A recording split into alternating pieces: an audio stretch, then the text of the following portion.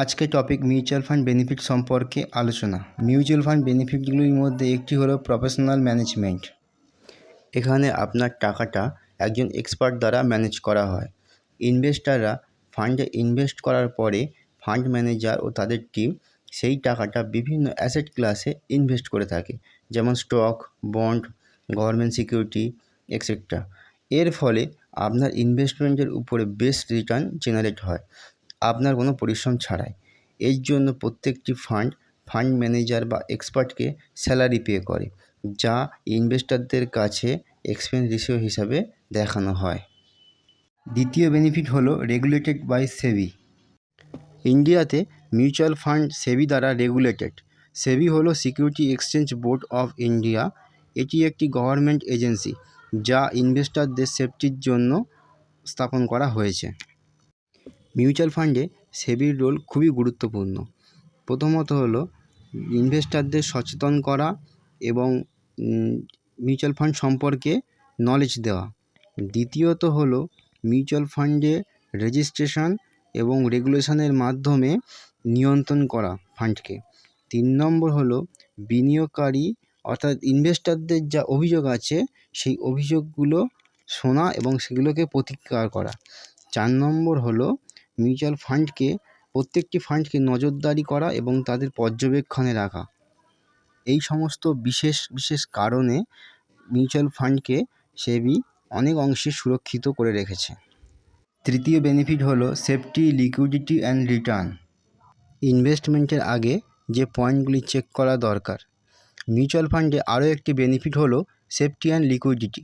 As a adviser আমরা ক্লায়েন্টদের investment করানোর পূর্বে এই 3টি জিনিসকে বিশেষভাবে লক্ষ্য রাখি: সেফটি, লিকুইডিটি অ্যান্ড রিটার্ন। বেশিরভাগ ফান্ডে লক ইন পিরিয়ড থাকে না, তাই মিউচুয়াল ফান্ডে আপনি আপনার সুবিধা মতন টাকাটা তুলতে পারবেন, যেটি আপনি অন্য কোনো ইনভেস্টমেন্ট অপশানে পাবেন না, like FD, real estate, insurance. এগুলি ভাঙলে কম রিটার্ন পেতে পারেন অথবা পেনাল্টির মাধ্যমে নেগেটিভ রিটার্নও আসতে পারে। চতুর্থ বেনিফিট হলো ইজি মানি উইথড্রল। খুব সহজেই মিউচুয়াল ফান্ড থেকে টাকা রিডিম করা সম্ভব। First, request submission form fill up করা, অর্থাৎ ফার্স্ট যে ফান্ডে আপনি ইনভেস্ট করে আছেন সেখানে রিডামশন অপশানে গিয়ে ক্লিক করা, তারপরে কত ইউনিট আপনি রিডেমশন করতে চান সেটা সিলেক্ট করা। তারপরে ভেরিফিকেশনের মাধ্যমে একটি পাসওয়ার্ড চাইবে, যেটিকে আমরা টিপিন বলে থাকি, অর্থাৎ ট্রানজ্যাকশান পাসওয়ার্ড। তারপর টিপিনটা এন্টার করার পরে ট্যাক্স চার্জেস কেটে নিয়ে আপনার ব্যাংকের অ্যাকাউন্টে 1 থেকে 2 দিনের মধ্যে টাকাটা রিডেমশন হয়ে যাবে। এত সহজ পদ্ধতিতে অন্য কোনো ইনভেস্টমেন্ট ইনস্ট্রুমেন্টে হয়তো সম্ভব নয়। পঞ্চম বেনিফিট হলো risk and investment diversify. Mutual ফান্ডে আরও একটি সুবিধা হলো ডাইভার্সিফাইভাবে ইনভেস্ট করা, অর্থাৎ এখানে দেখতে পাচ্ছেন 50% equity, 30% ডেপ্ট, 15% real estate, 5% gold.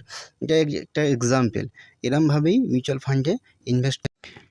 Fund এমন একটা ঝুড়ি যেখানে ডাইভার্সিফাইভাবে ইনভেস্ট করানো হয়। কোনো একটা ইনভেস্টমেন্টের রিটার্ন যদি কমও হয়, বাকিগুলো থেকে সেটা কভার করা যায়।